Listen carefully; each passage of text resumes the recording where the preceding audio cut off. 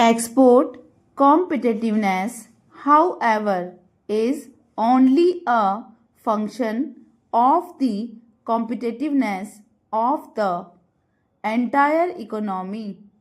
The poor state of our infrastructure is reducing our export competitiveness.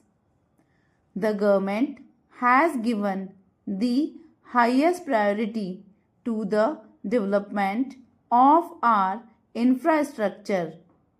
Our various initiatives in this regard will start bearing fruit very soon.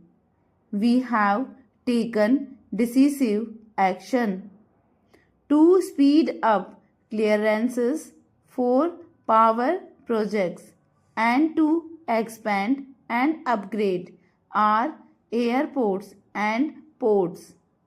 The task force on infrastructure has formulated an ambitious national highway development project which I inaugurated in Bangalore earlier this month.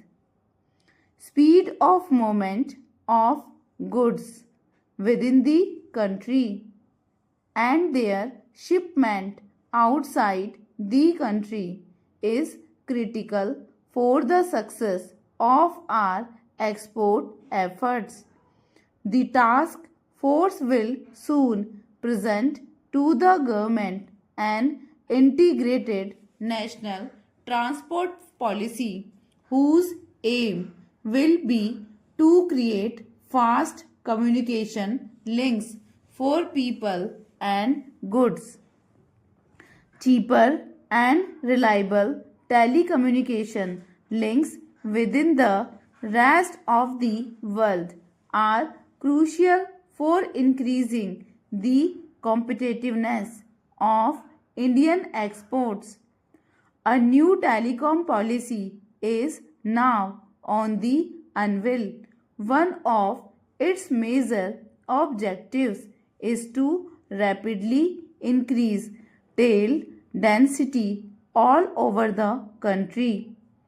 It will ensure that the prices of domestic long distance and international calls follow the global trend of sharp decline and become as cheap in India as in the rest of the developed world in the shortest possible time.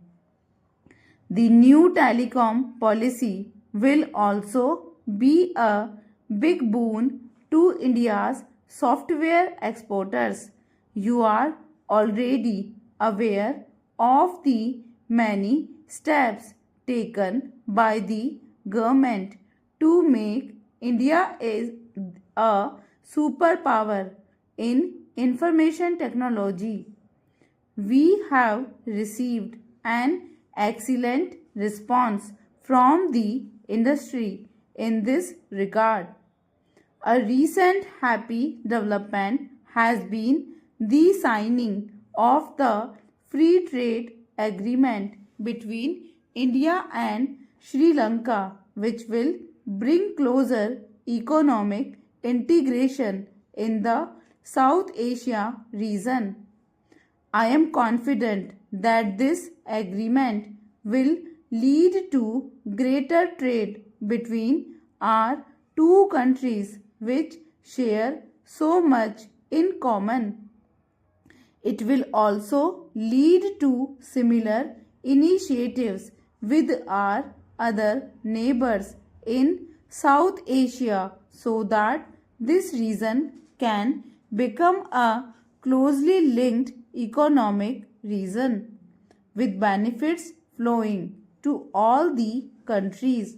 Friends, the global economic slowdown in the last 2 years coupled with the meltdown in financial markets in East Asia and elsewhere have hurt our exports in such testing times. It is all the more necessary that you take this adverse development as a challenge for all here. Stop. Para. I am happy to be with you this morning to participate in the India Tourism Day celebration. I congratulate all those who have been named for receiving the award. I call upon others to emulate the examples set by the award winners. Redouble your efforts with a healthy, competitive spirit and work hard to achieve excellence in attracting more tourists, both domestic and foreign. We all know that tourism generates many more jobs for relatively less investment.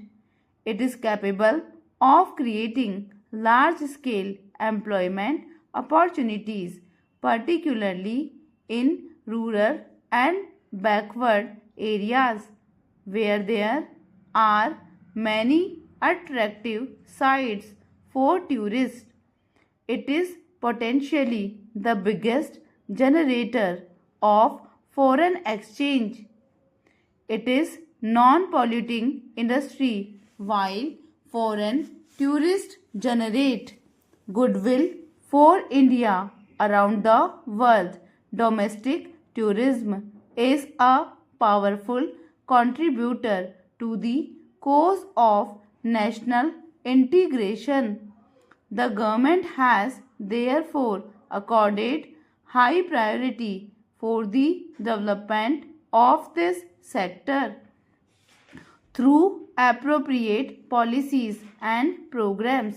Tourism has often been misunderstood as an elitist activity without realizing its economic, social, and civilization significance. Travel from one place to another for the purposes of pilgrimage, pleasure, experience, education, and business is not the exclusive privilege of any class of society but a universal phenomena.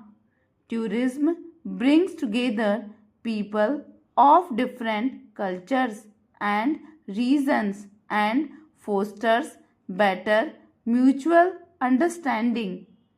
For doing this effectively and durably, it demands conditions of peace. It is therefore rightly said that tourism is the greatest peace moment in the world.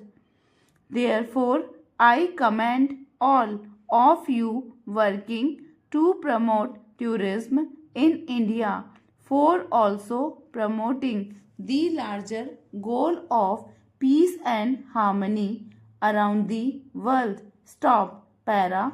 Friends, on a day like this, it is natural for us to celebrate what India has achieved in the field of tourism. But it is equally necessary to focus our attention on the gap between our achievement and our own targets and also the gap between the progress of tourism in India and that in other countries of Asia and the world. If there is any destination in the world which offers the widest choice to tourists, it is India. Nature tourism, culture tourism, exotic tourism, adventure tourism, and spiritual tourism.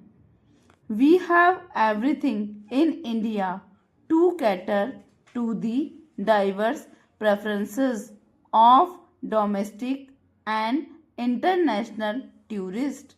Yet, our target of 5 million foreign tourists have not been achieved, whereas even smaller countries are getting tens of millions of tourists.